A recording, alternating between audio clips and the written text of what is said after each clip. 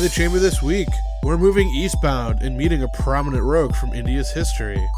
We discuss the downsides of sandbox gaming, and we build and discuss the importance of towns in an RPG. Plus, we get wacky, because come on, you know we like to have fun here. All this and more on Fandom Roulette! Hey everyone, welcome to Fandom Roulette. This is Joe. And I'm Cody. Hey Cody, what nerdy stuff have you been up to this week? Nerdy stuff? Well, mostly work, but what little time, or actually, I had an extra day off this weekend, and I played a lot of World of Warcraft, because it's got its icy hooks in my soul. Oh god. Oh no. But no, it was a lot of fun. I'm also working on a couple of things for later podcast episodes, but I'll talk about them later. What nerdy stuff have you been up to? So I've been reading the books of comics. Nice. Again. I realized I neglected that for a while. And I have been, prepping stuff for playing a D&D campaign, which you'll hear a little bit about later in this episode. Yes! So I'm excited. Yeah, I'm excited too. So yeah, this is Fandom Roulette, and this is a thing that I sometimes do and sometimes neglect to do. But in this podcast, we talk about a myriad of nerdy things, including history, video games, role-playing games, and sometimes, if we are inspired or have something to talk about, a sort of grab bag thing that is something nerdy that we want to talk about, like right here, right now, or something that's like very topical in our pop culture. So yeah. And so this is now episode 2 of season 1 of Fandom Roulette. Seasons.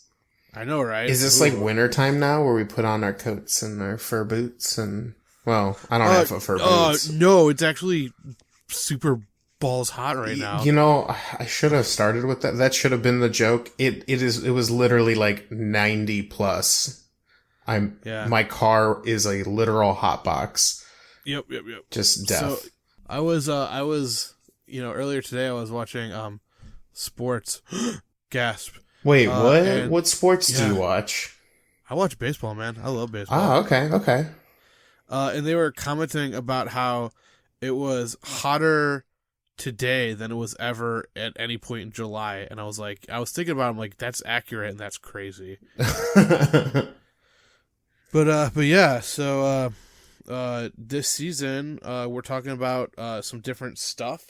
Yeah. That is pertinent to all of the things that we do here on Fandom Roulette. Wow. That was a good one. Thank you. Did you see my enthusiasm just start elevating? Yeah, like I mean, I don't mean to break the secret, because like word on the street is that you were gonna get a podcast award for your enthusiasm, and this might be the set piece. You can't award yourself podcast awards, Cody. No, I'm not. But word on the street is people wanted to award you. Oh, cool. Yeah. Because people besides our friend group listen to this podcast. That I don't believe that. No. We also played D&D last weekend. We did play D&D last weekend. That's true. Last weekend was such a blur to me that like Yeah, we're getting to the last stretch. It was a super long weekend at my job. It was like one of our biggest special events. Yeah. Of like the year. So like I was like in parking on Saturday, which meant I was out in like the hot sun all day, and then I came home and I basically like passed out for like the entire night. Okay. Which I'm glad that we ended up playing on Friday instead of Saturday, because I don't know if I could have handled Saturday. Yeah, I would have fallen asleep at the table, and then who knows what would have happened. Everyone would have just assumed your character had passed out drunk. That's possible, and then I wouldn't have had to be an adult at a planning meeting. That's which true. was the grossest thing I've ever had to do in my entire life. I hated it. I hated it, Cody. You loved every second of the last session. You can't. It was a bizarre session. It was. Let's just leave it at that, I think. Yeah. Yeah. But anyways, So my big thing that I wanted to talk about this week in the history section, are like famous rogues, people who are, depending on who you look at, are conceived as, kind of like heroes to some or criminals to others.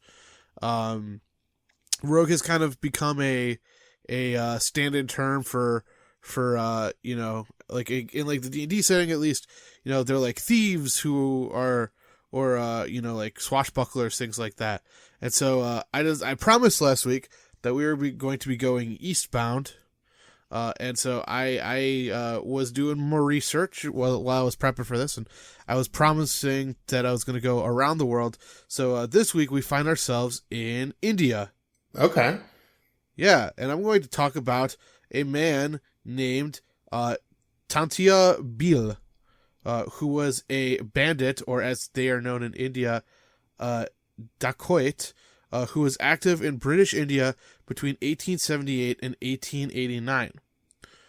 So, here's the thing. If you're reading British accounts of this man, he was seen as one of the worst criminals in this period of British Indian rule, also sometimes referred to as the Raj period. But for many, the citizens of India, he is regarded as a heroic figure. And here's a connection to last week, Cody. Are you ready for it? I'm super ready for it. I think you're ready for it. There have been people who have described him or called him or written about him as India's Robin Hood. Got it.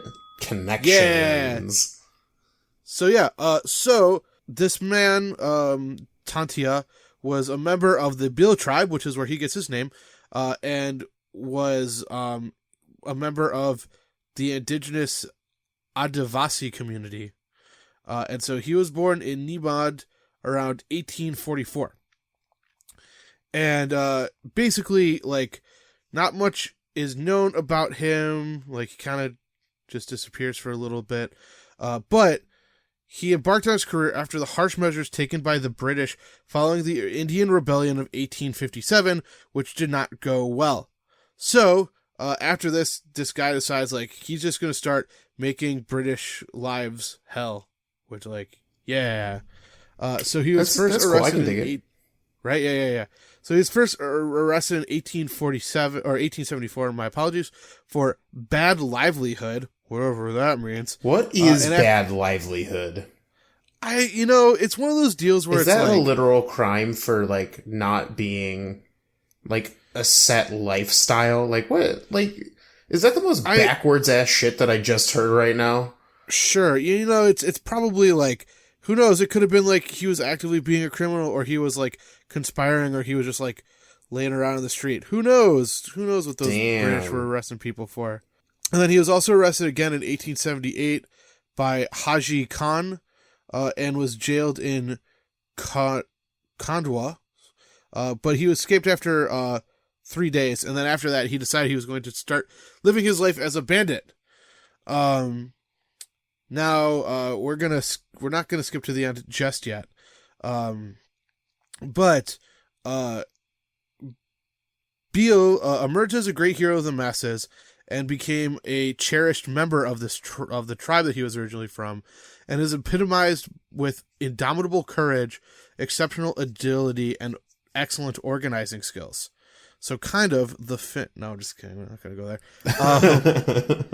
So yeah, he plundered government treasuries of the British government, and then decided that he was going to distribute it among the poor and needy. And sometimes he was referred to as Mama by people of all different age groups. So the address of Tantia became so popular that the Bhil still feel proud in being addressed as Mama, and he used this to reach out to those who were in need of financial help in a miraculous manner. So he was doing his thing for quite a while. He had a pretty successful little guerrilla team that would work with him. He was a great shooter and was also a proficient archer. But, he was just kind of going around and lived in dense forests, valleys, ravines, just making it very difficult for the British to follow him and capture him. Now, He was eventually arrested due to the treachery of Ganpat, who was the husband of his formal sister, and was kept in the Central India Agency jail by the British residency area of Indore. Insert Star Wars reference.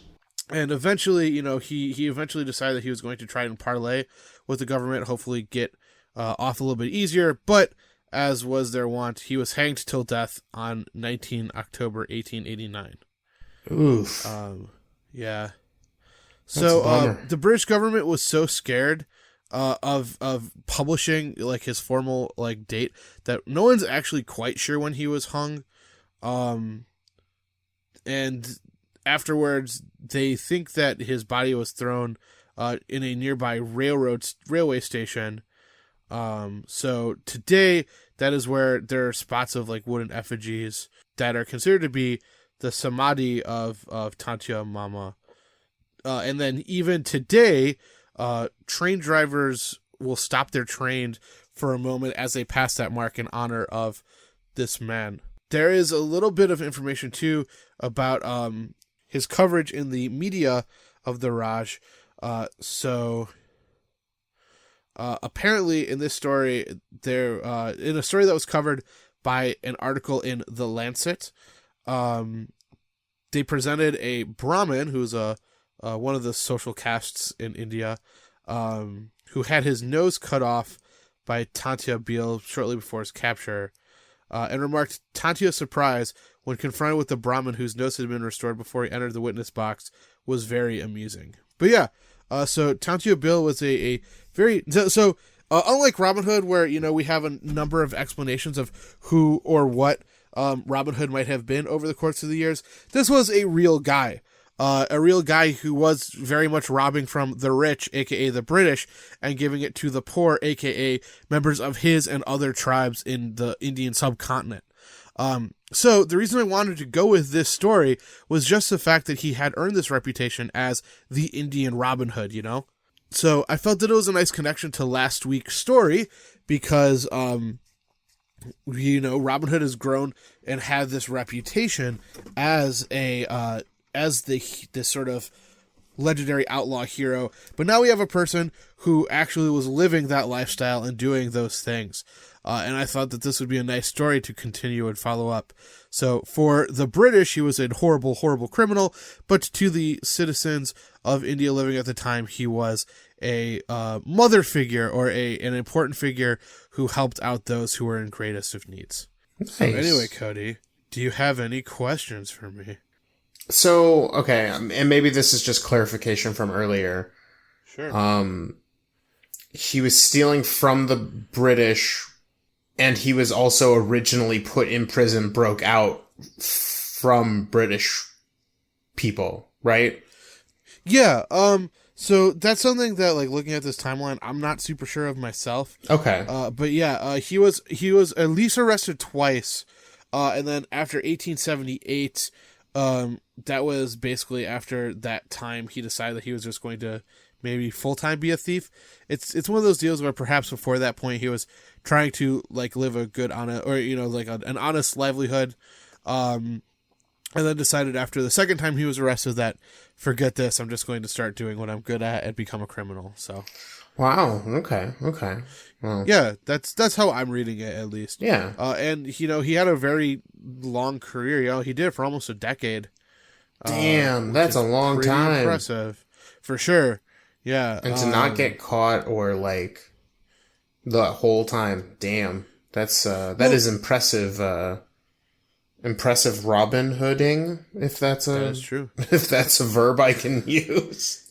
Yeah, I mean, I think it's once again like a good example of those who know their terrain are going to be much better at using and defending it than those who are just kind of colonizing or not aware of it.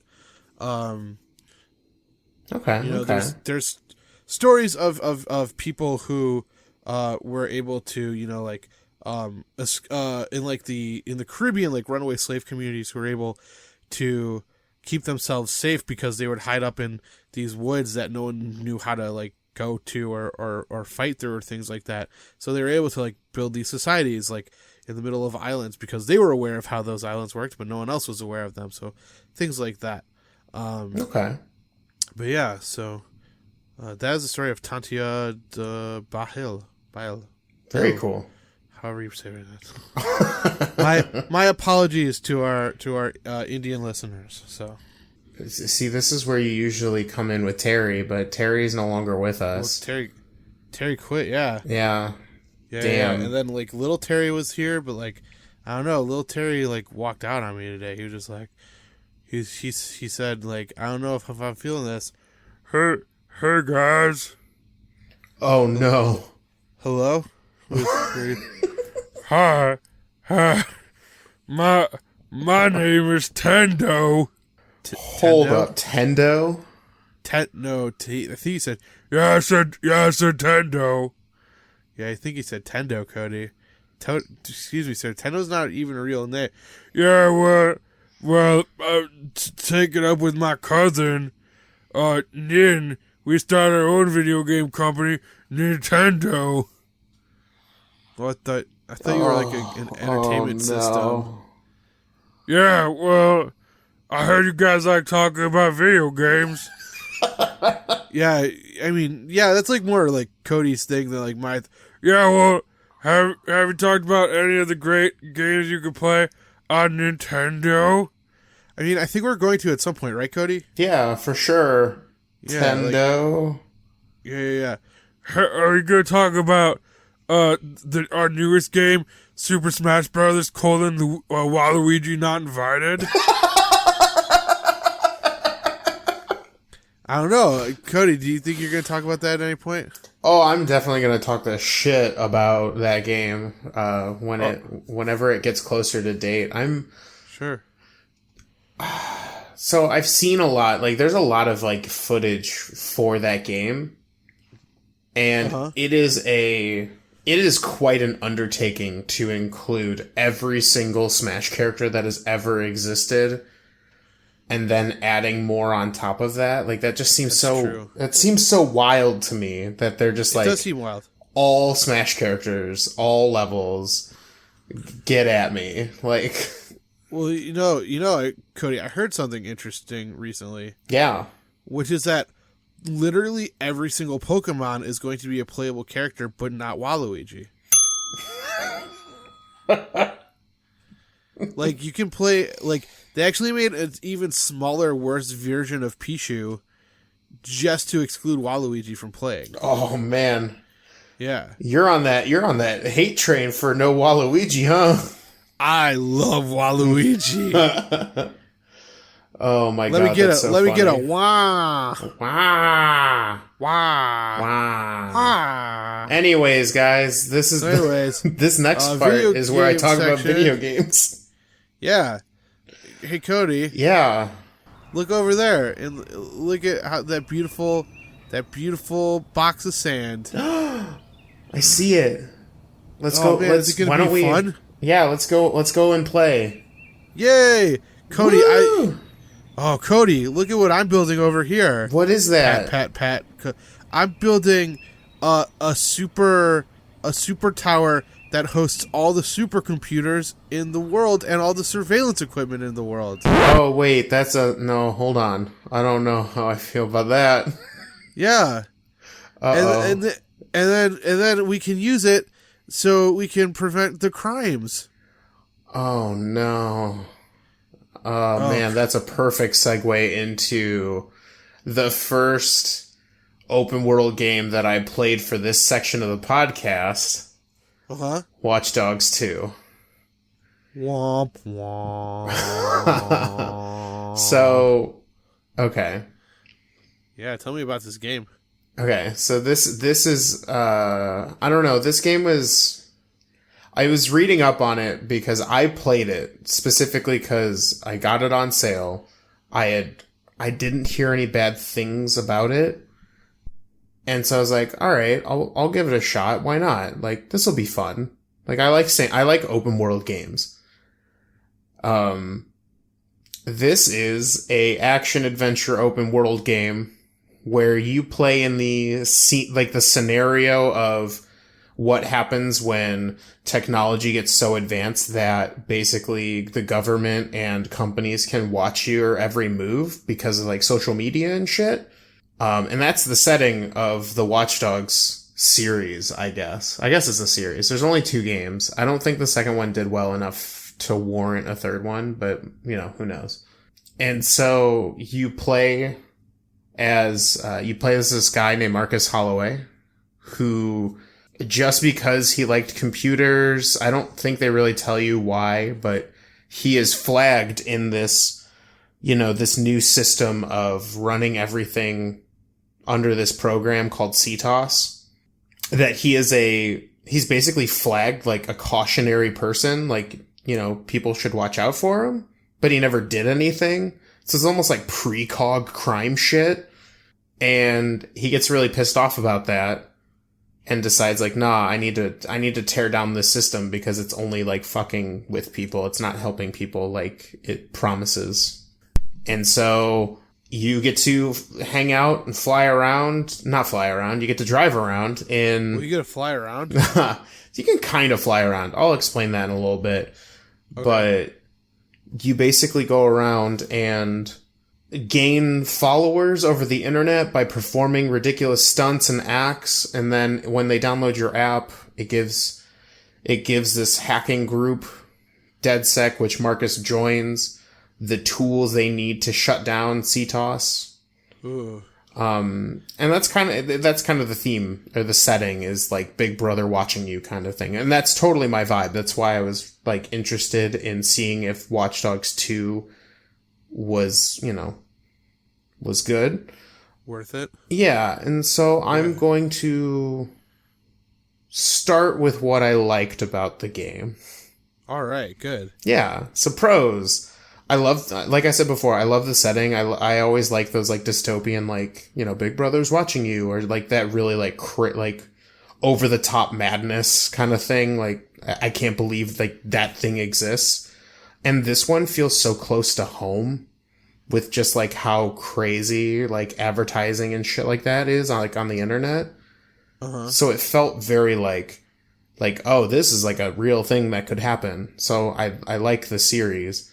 I really like the main character because Marcus is like, for the most part, like from what I played, he's a believable character. Like, he's not like overtly edgy and like he doesn't have this like grim dark past. He's just a kid or, young adult who is, wants to take down the system. It's very punk, and I like that.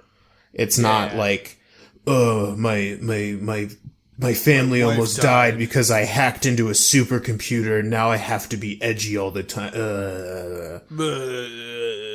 Yeah, so I like this character, and it's a bummer that he was put in a game that I'm not super thrilled about. Spoilers, I guess.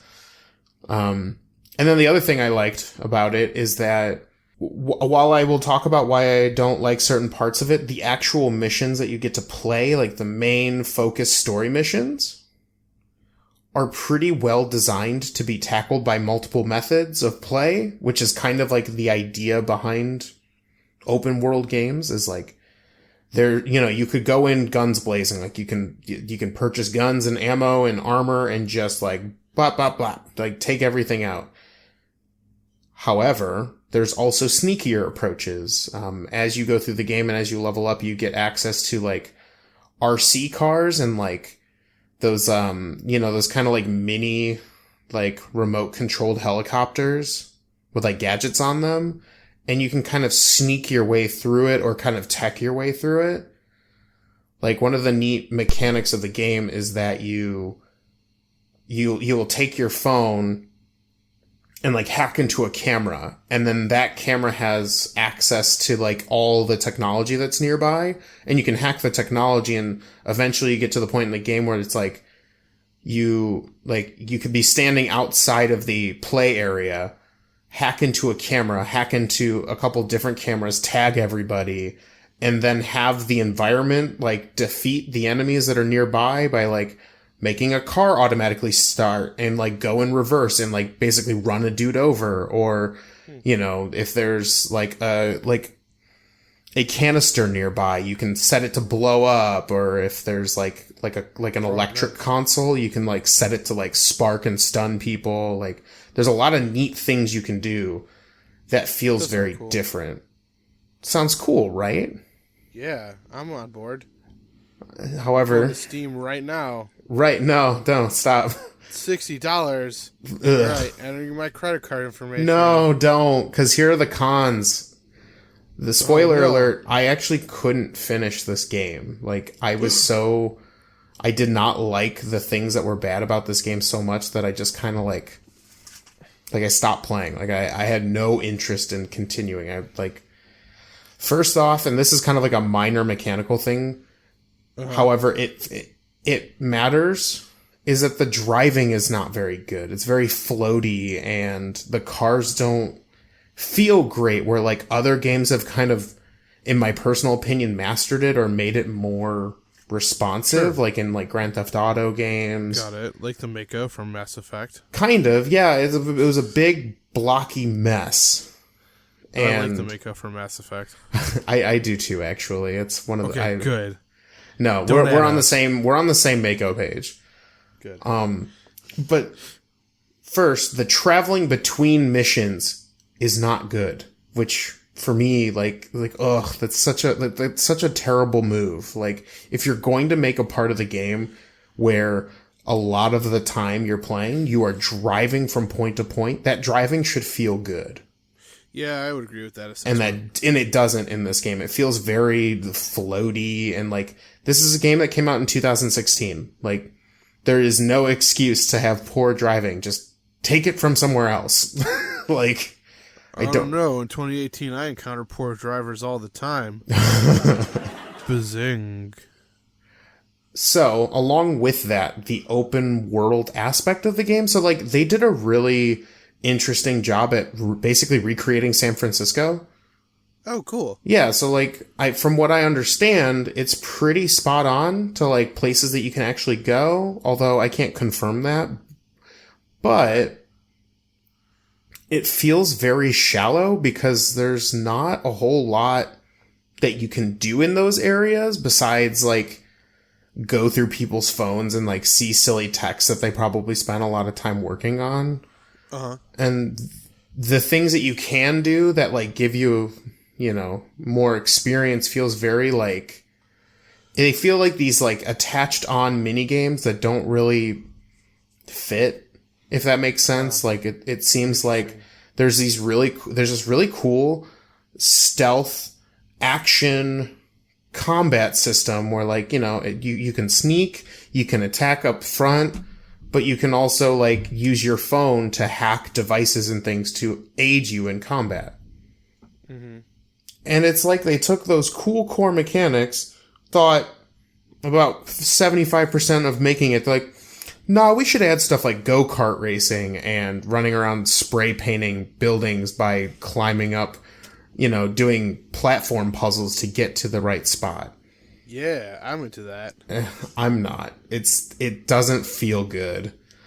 And then the two like story things that really kind of irked me Sure. are there's 3 side characters, and I can't even remember their names anymore because they didn't leave a lasting impact because they're very strict stereotype hacker concepts. That's not good. Yeah, so like one of them is like the super smart nerd but doesn't understand social cues, and the other one's like what I would like if people were to describe us as a stereotype, like just nerdy nerds. Okay. And then there's one other character who I feel like was going places, but like the game didn't keep me interested enough, and it was the girl character on the side. Sure. Who was a graphic designer, which kind of like hits home because that's what I went to school for. And it seemed like there might be something going on there, but the game, like the rest of those characters that you deal with more than her are just like elite hacker culture. And it feels very like a bunch of old. Yeah, it's like these characters. It feels very much like 6 or 7 60-year-old like white dudes went to a board meeting and were like, we have to come up with the kind of stuff that hacker culture is for the new Watchdogs 2. And they're like, well, I heard about them memes. And I'll get to my gripe about memes here in a second with this game. But yeah, it definitely doesn't feel like they... What? Go ahead, finish your thought. Sorry. It just feels like they're like, oh, the hacker culture. Like, these are hackers, and like the game is supposed to take place with this like kind of hacker punk resistance group who are trying to, you know, to take down the man, which in this case is just the technology. But it feels very much like a bunch of stereotypes thrown into a room, fucking with computers that sort of vaguely lead you into a story. Okay. And, you know, from point to point doesn't feel very, like, going from main mission to main mission feels very, like, it's like a sludge, because the whole time you're just like, oh, this is just so that we can get more people to download our app so we can get the bandwidth power to fight this thing. Like, nothing, like, at least within the first, the part that's supposed to keep me interested didn't keep me interested. Is this the one where you're like spray painting like emojis on walls and stuff, or am I thinking of a different game? I know at some point you do some graffitis, but I don't think there were any emojis on them, so I have no idea. Okay.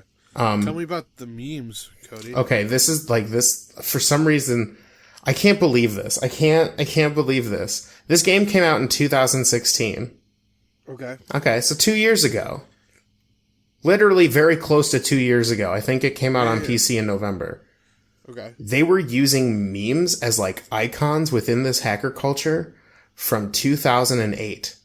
Okay. I literally did the math. I looked up the memes that I was thinking of. Like, these are the memes that like I remember when like I started getting really into like, you know, getting on the internet and all that shit. Like the rage face and the memes and all that. Like, they're using that stuff in a game that came out in 2016?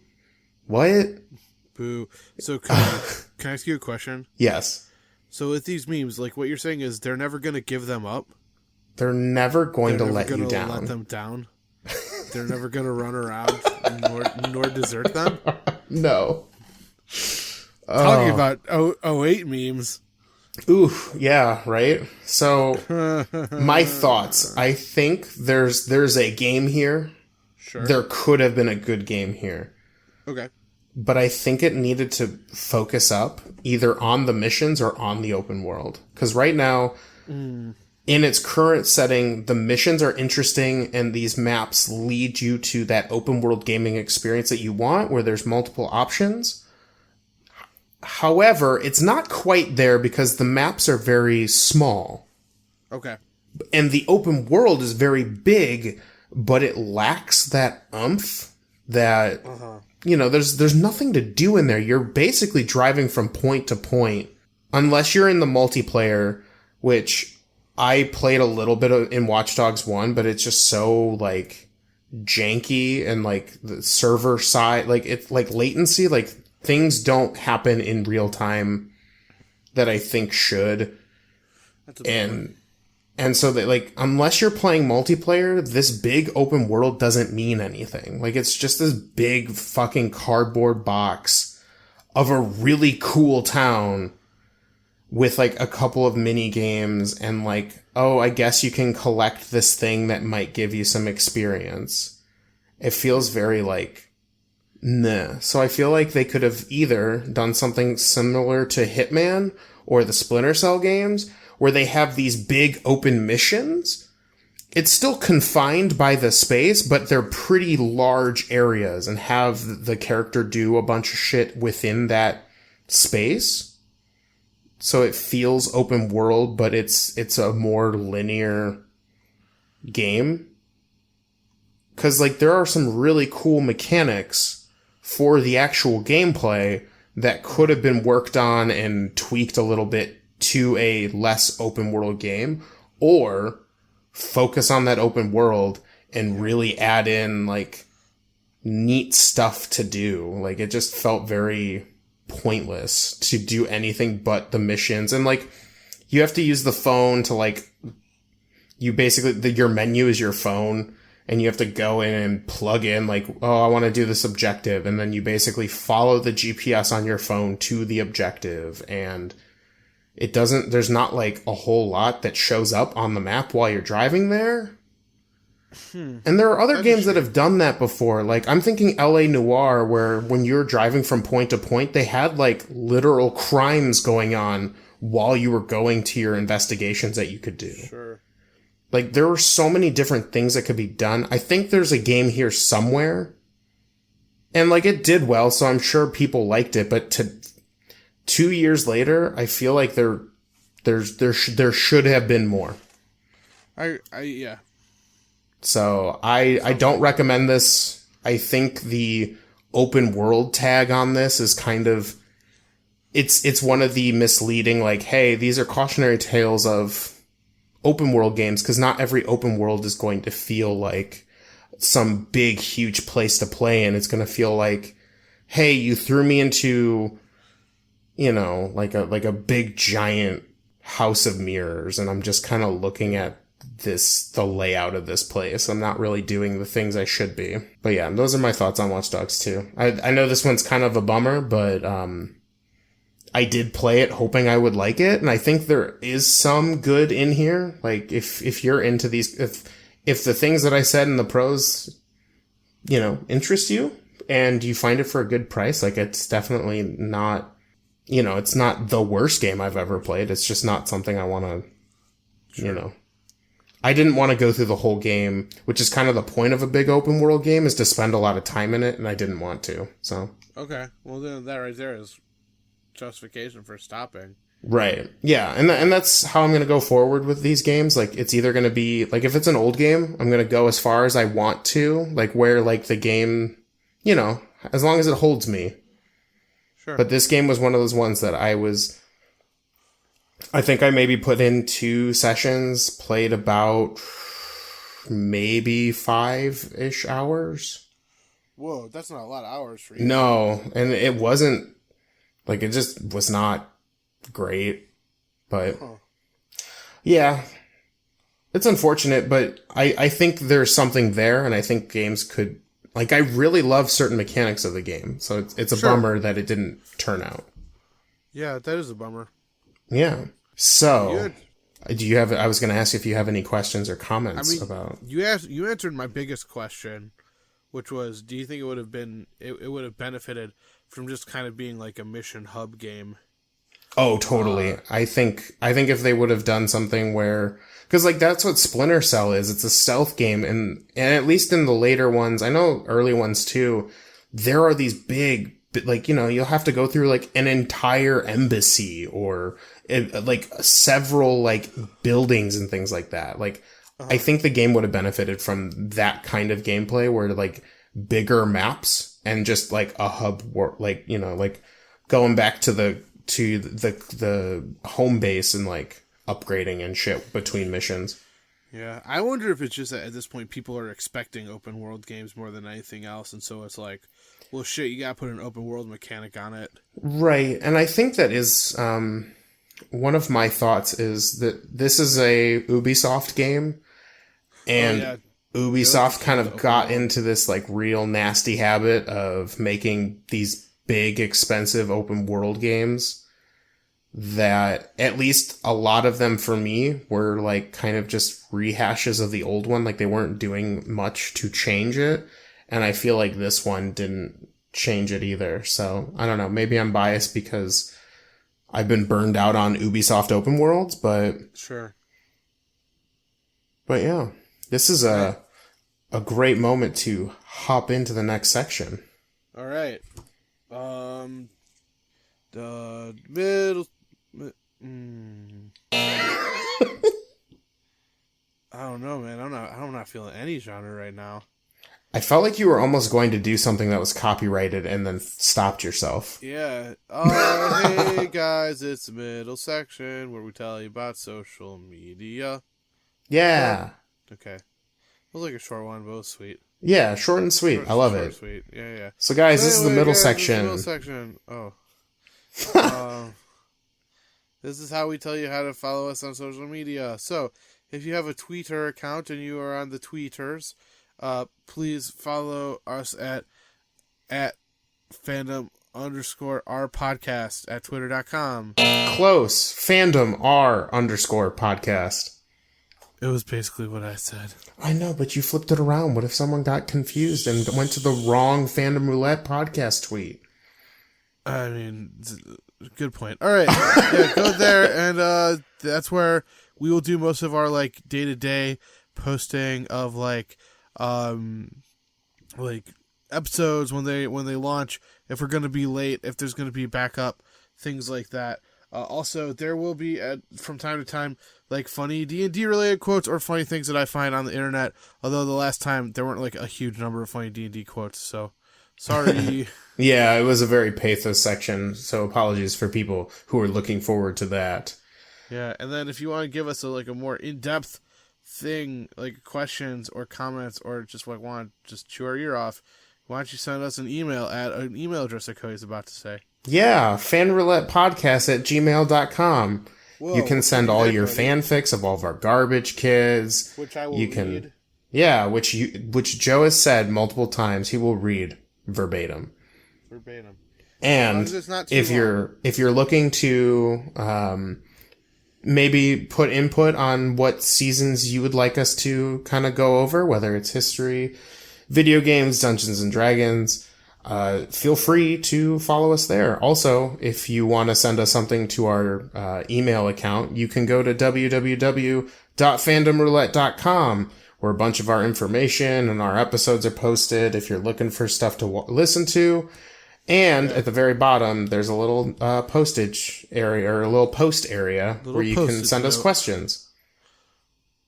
A little post-it note, you fill it out, then you put it in the garbage, then it comes to us. Yeah, it comes right out of my garbage can and into my face. It's this weird, I don't even know how to begin to describe it. We're also on iTunes and SoundCloud. Yeah. So if you want to help us out, you should totally do stuff. Subscribe, all those things, all those words. Yeah, the like and the shares and the subscribes. Do all the things. Yep, all of those things. Yeah. And like that, it's time for the middle section to be done. So middle section is done. Boop, boop. Nice. Love it. All right. Oh, Cody. What? Oh, it smells so bad in here. Oh no. You put this curse on me this week. Oh, I did. Oh boy, it's Garbage Kid. So anyway, hi guys, welcome to Garbage Kids. It's our weekly spot where we roll up a totally random character from a little book that D&D put out, and it's a good book. It's called Xanathar's Guide to Monsters. Oh, I like that. I'm just book. kidding. Xanathar's Guide to Everything. Everything. Everything? Damn it! I think we didn't do that bit for the past couple of weeks. No, I wanted to give it a break. I wanted, let it. Oh, you never give bits breaks. So why don't you tell me about the character that you came up for the audience this week? Their name is Curse Ruby Griffin. What? Yeah. Oh, that's a good name. Oh, so tell me about Ruby Curse. Griffin is a gnome who is a neutral evil bard and was originally an academic. Huh. They know who their parents were or are. They were born in an alley or a street. Oof. And they have no siblings. Yikes. They are raised by a single father/stepfather because their mother disappeared to an unknown fate. Man, that's been happening to our characters a lot this past couple I know, right? Yeah.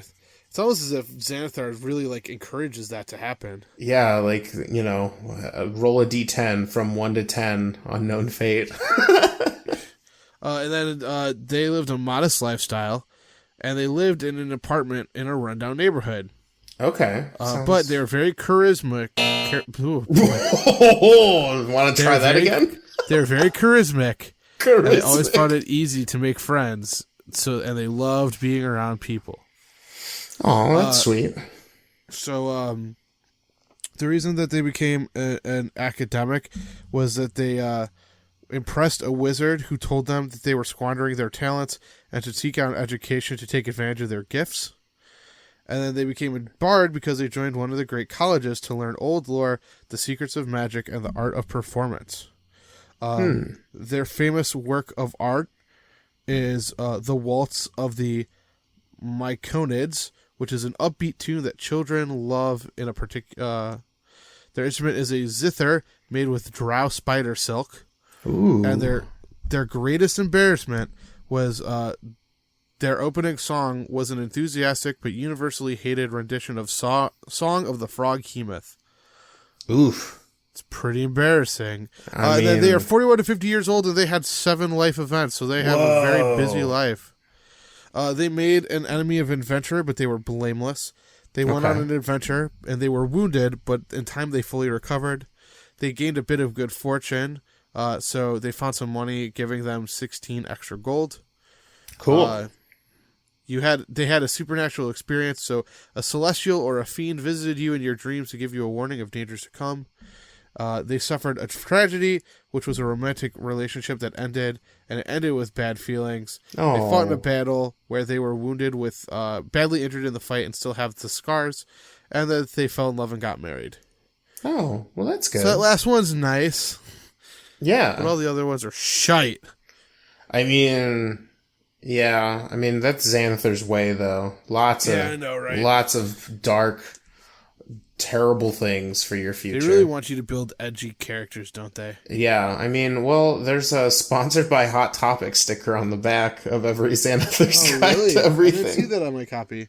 Yeah. But anyways, that was the character named Cursed Ruby Griffin. Yeah. So if you use Cursed Ruby Griffin in your D&D, please let us know. We'd love to see how they pop up. Yeah. And if you ever want to write fanfiction of any of these characters, as I said, I will read them verbatim, even if it means splitting them up over a couple of weeks. Or if we deem them to be like too racist, we will. Yeah, that's definitely a no-go for us. But yeah, send them our way. We'll give them a once over, and I will read it. And who knows? Maybe Cody will even put some soft, sensual music underneath. Ooh, I like it. Finding the royalty-free Careless Whispers.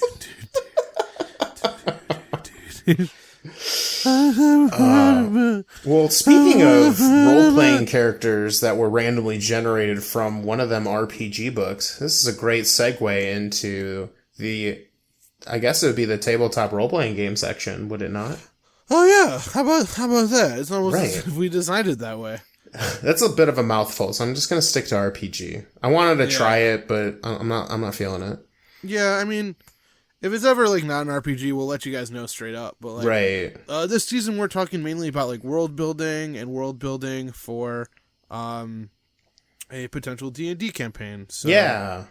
when we were talking about this, we wanted to start off with like themes, which we discussed briefly last week, which, you know, kind of give you and your players an idea of like what kind of world they're going to be in. So, as always, we recommended to base it off of your players and what they're interested in. So let's say you have a group of people who just like love Tolkien and they want to have a Tolkien style adventure. Heroic fantasy is probably the way to go. Okay. Yeah. But like, let's say that you have people who just like love Anne Rice, who wrote Interview with the Vampire. Okay. Maybe dark fantasy is the way to go. Yeah. You know, things like that. And which is not to say sometimes it's good to push your players out of their comfort zone a little bit. And of course, you can always combine themes. Yeah. Which like we talked about last week as well, to help keep your players on their toes, things like that. But anyway, this week we decided that it would be a good idea to maybe build a town. Yeah. So Cody, want to start by talking a little bit about towns? Yeah. So there are a couple of different approaches for building, like world building, and sure. I think I take a kind of top down, down up approach. I do both I try to do both simultaneously, or take sure. bits of the open, like theme, like it's why we started with themes. I wanted to start there so I knew an idea of what my towns should feel like. But I'm also, you know, probably a lot like everybody else, you know, I've got a game to run next week. I don't, I might not have, an entire 3 months of planning before I can get to, I might only have a week. So I like to do a bit of a both approach. And so with building a town, a couple of notes, in the Dungeons Master's Guide, there's a really great random town or settlement generator if you want something real quick and dirty, like if it's a one-shot. But... Ooh, yeah. But it also has some really good ideas of building your own. Like if you are trying to think of what should a town have. And so we'll talk a little bit about that. But I think one of the big things that I don't think the book necessarily tells you in this spot, although it might hint at it in certain areas. I've read through it, but I've never really seen this this sentence from this page is exactly this. But sure, one of the big things is, how does this town that you're going to build fit your theme, and how does it fit into your game, and how does it fit in your story? Is it, is the town something very specific? Is it a counter theme to the theme that you have? You're allowed to do things outside of your typical theme to add a little breath of fresh air from certain types of campaigns. It's okay in a dark fantasy or a horror to have moments of this is okay. Yeah. You know what I mean? Those things are okay. So this is all kind of, nebulous. I think calling this a how-to guide is kind of misleading, but these are kind of what I think helped me, and I hope help you. Because with that big tip, how does this town fit into your theme? If it doesn't fit and doesn't really have a purpose, and it's just I created a town in 13 minutes because people were showing up, it can be a little uninspired, and I feel it gives off negative vibes all around. Sure. And I'll try to bullet point this as fast as humanly possible, things that I think are important to a town, so that we can get to talking about our towns that we built. Sounds good. I think, first and foremost, a general tie-in to the theme that you're trying to portray, whether it's, heroic fantasy, how does that fit? If it's horror, how does that fit? All those kinds of things. Think about that when you're building the town. Got it. Second, I like to have a little cool descriptor that tells you a lot about the kind of size and general tone of the town. Mm-hmm. Maybe this includes your residents. Maybe this includes why the town was built here. Whatever that is, a nice little, what you're trying to do. What is this town? Is it a big sprawling city filled with crime and debauchery? Or is it a tiny little hamlet that is very calm and collective and everybody knows everybody here? Okay. The Dungeon Master's Guide has a nice little thing for something that the town is known for. I think in most cases, this potentially leads to maybe a mystery, maybe a potential plot hook, just something about the town. What does the world see in this town can make for an interesting, ooh, let's go there. Maybe, it leads to a little bit of intrigue, maybe. Uh-huh. And then another big point is, and this is kind of for the tabletop role-playing game section of this, this is for the people you're playing with, not world building in the sense, I want to build a world for a story I'm writing. Mm-hmm. Although I think it kind of bleeds into that. What is the reason, or why are the players here?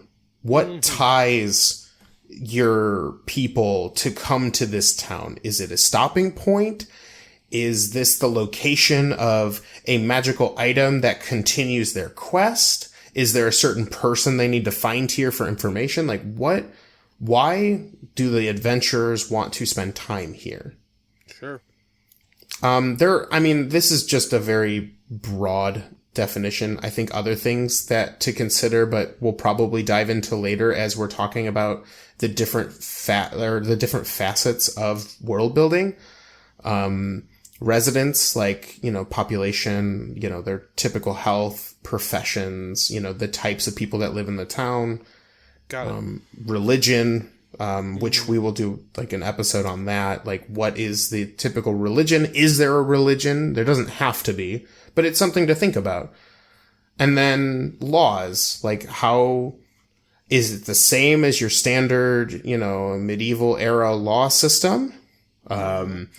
Is justice a little different? Does it, what are your standards for law? Is stealing a law? Is, what does murder look like? Is murder punishable by another murder, or is it jail forever? There's a lot of things to think about in terms of like laws, and then also how they enact those laws, like whether there's guards or maybe there's like a small militia, those kinds of things. These are things you should think about when building a town, because from experience, these all come up. Yeah, for sure. Yeah. So, And then I'm the do you want to talk about your little town and the stuff that you came up with? Guy is. All right. So, yeah, sure. I will start. To remind people, I was going with heroic fantasy. Nice. And so I built a little town called Westwind. I like it. Not West End. It's Westwind. Westwind. How about Okay. that? So I'm just going to preface this by a little something. The reason that I really like towns is I think that it's usually a pretty good starting place for adventurers that feels pretty organic. So I remember like one time when we were first starting off with the 6, you started us in a town called Vrento. So if I'm stepping on your toes with Vrento, I apologize. Unless you built a new town. No, I don't. I mean, go ahead. Let me know. Basically, like one of the things you said was, if you grow up living in a city, like chances are you're not going to get as much adventuring as you are starting in a little town like this.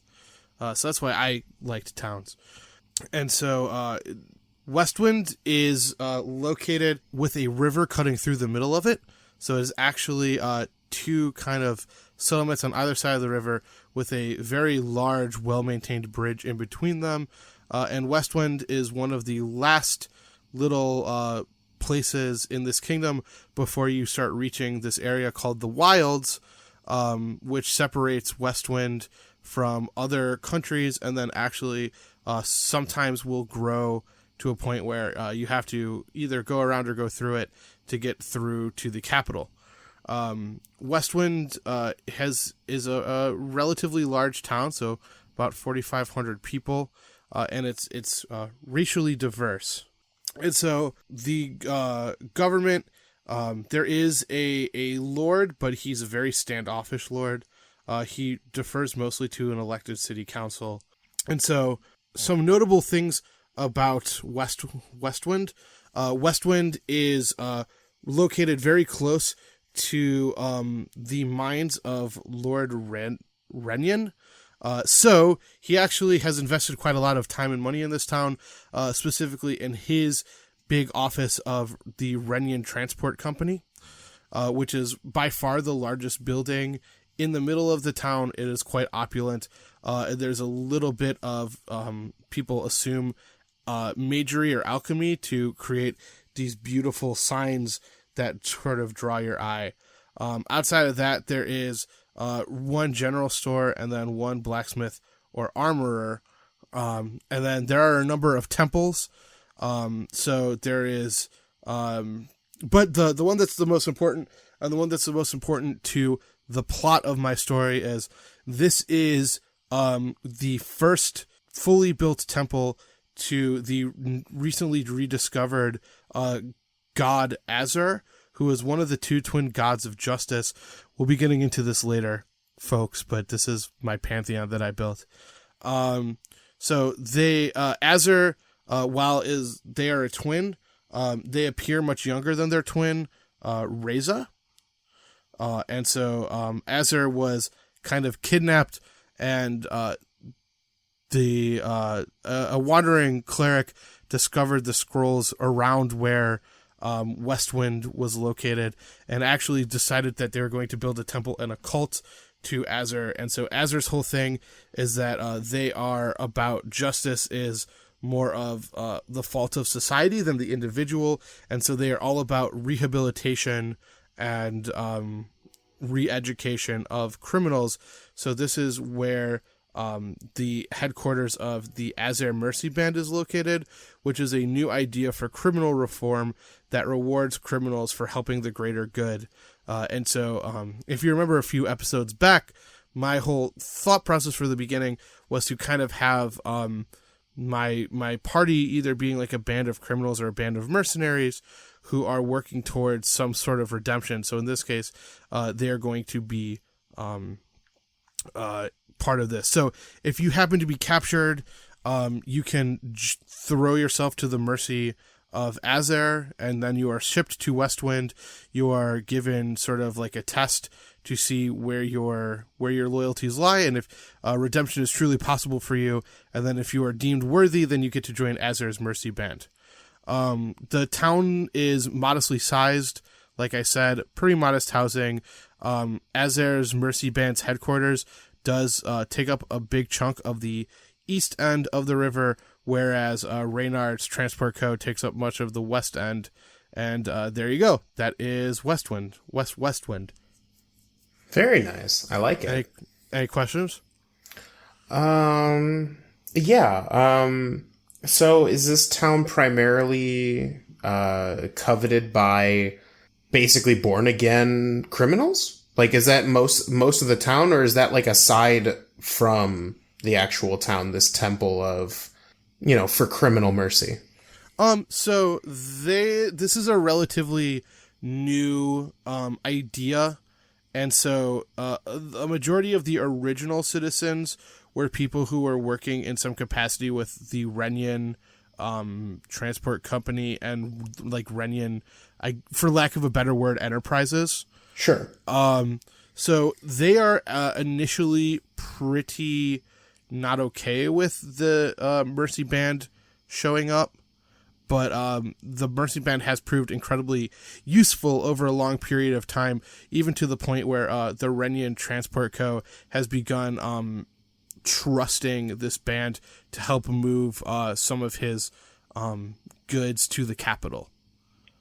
Okay, cool. He's actually over time become a pretty big supporter of the Mercy Band, which has not only helped him like in the eyes of his own company, but in the eyes of the world at large. He starts to be appearing a more merciful and good person. Cool. I like it. Yeah, for sure. All right, how about yours? So, from last episode, I chose a darker, grittier setting. So mine's not going to be quite as, a redemption arc, so to speak. And my initial thought is this town could either be a start or could be a place to stop at. Okay. Hadn't quite decided. I wanted to leave it open depending on how I felt like it. But the town's name is Kreisuvik, which is a noticeable trade hub in this territory that follows a river and holds about 1,000 people, but there are easily like double its occupants, so a pretty large area. Okay. And it's known for its nightlife. All sorts of debauchery are had in the streets of Kreisuvik, and it is ruled by an anonymous cabal that controls the streets through its guards. Ooh. Yeah. That little bit of that intrigue. No one really knows who the leader is. It has a sinister reputation of being the location of an old, ancient family of vampires. But for some reason, no one can confirm that. Huh. In this town, and this is kind of my hook for would-be adventurers and maybe the start. In this town, people are going missing and the guards will do nothing about it. To them, it's as if nothing has happened.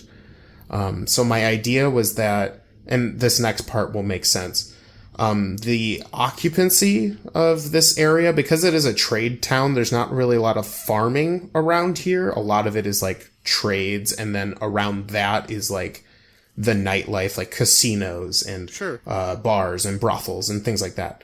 the majority of the people who live in the town are those lost to the whimsy of the nightlife.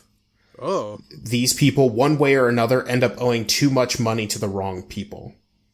Okay. And the only people who can quench their thirst for the nightlife are the people who own buildings or own establishments in this town because they can afford it. Interesting. So a lot of and again, like I said, like 1,000 people ish live here, but easily more. Like this is an area notorious for its nightlife. So there's tons of people visiting and coming and going. It's almost like a really dark vacation spot. Yeah. There is a temple. However, the town has a secret shrine to an ancient deity of fortune only known by a few people. Ooh. Beyond that, there isn't much in the way of temple life or religion in this part of the world. Yeah, and for laws, this is kind of anything goes as long as you don't hinder the establishments of Kreisuvik. Uh-huh. The town is mostly lawless, and guards mostly maintain the peace near establishments. So, like, there are guards in casinos and the bars. But if you're outside of those areas, it's littered with crime, theft, murder, all sorts of heinous acts outside of the normal establishments. In fact, the only written laws in this town are debts passed down by establishments to people who owe them quite a bit of money. Oh goodness, that doesn't sound good. Yeah, so that's my first little area. I thought maybe for if I do end up using this, the idea is that the adventurers would be either people hired by somebody else to come in and deal with the people who are going missing, or somebody in town's willing to pay off the debt of these people to deal with this, and that's kind of where everything starts. Nice. Is dealing with the disappearances. I could see it being kind of fun for a group of, like, paladins, for instance. Like a big old crime area for them to go clean up. Yeah, exactly. And But maybe they themselves get corrupted along the way. Ooh. And plus there's, so, like, one of the big things is I wanted there to be a lot of mystery. Sure. And intrigue, and the fact that, the ruling, whoever is ruling is definitely, like, an anonymous face. Like, people know somebody's in control, but nobody really knows who it is. So, like, that could be a potential hook or potential for more intrigue. Maybe people come here because they're like, hey, we need to figure out who's running this show because, maybe they're not paying property tax or whatever. But yeah, that is my first town. I also was like, I was looking through like fantasy town name generators, and I think for this dark, gritty area, I'm going to kind of lean a little on Viking Norse stuff. Yeah, I could kind of hear that in the name generator. Yeah, so I'm thinking about that, but I know for sure the towns are going to be Viking Norse like names. Sounds great. For now. But yeah, that is my town. Well, yeah, that sounds great. I look forward to what's coming next. Yeah, I know, right? Next little bit's gonna be fun. We're gonna talk about factions. Yes. Yeah. I actually have a couple already written about. Yeah, I've been thinking about factions in this area, so I don't have it all settled yet, but I will by the time next episode comes about. Same here. All right, shall we call it a day? Absolutely. All right. Well, thank you guys so much for listening to yet another episode of Phantom Roulette. Yes, thanks. Season 1. Thank you. Please go back to the middle section to get all kinds of good information. And we want to just thank you so much. As always, this is super fun to do and a labor of love. So we're so thankful for you. We're so thankful to you for listening to us. Yeah. It's hot where I record, y'all. You getting the vapors? Yeah. Signing off, this is Joe. And I'm Cody. And as always, stay nerdy. Stay super nerdy.